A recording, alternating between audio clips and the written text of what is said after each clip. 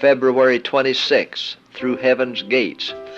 By faith Enoch was translated that he should not see death, for before his translation he had this testimony that he pleased God. Hebrews 11:5. We are living in an evil age. Because iniquity abounds, the love of many waxes cold. Enoch walked with God 300 years.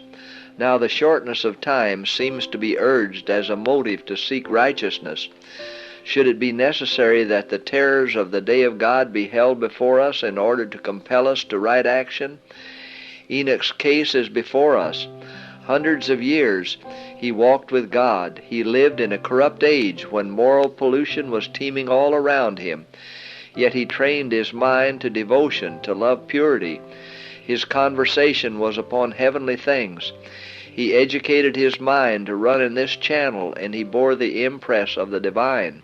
Enoch had temptations as well as we. He was surrounded with society no more friendly to righteousness than is that which surrounds us.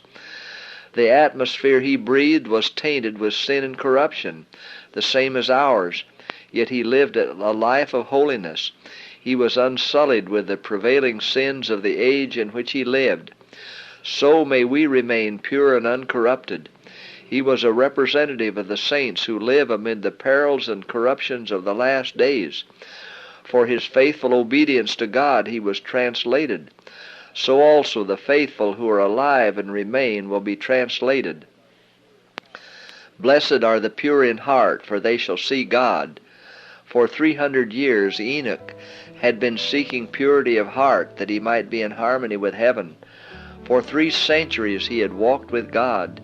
Day by day he had longed for a closer union. Nearer and nearer had grown the communion until God took him to himself.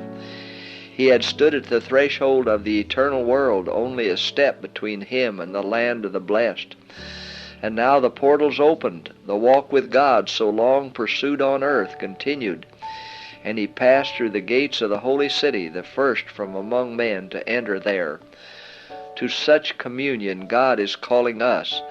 As was Enoch's, must be their holiness of character, who shall be redeemed from among men at the Lord's second coming.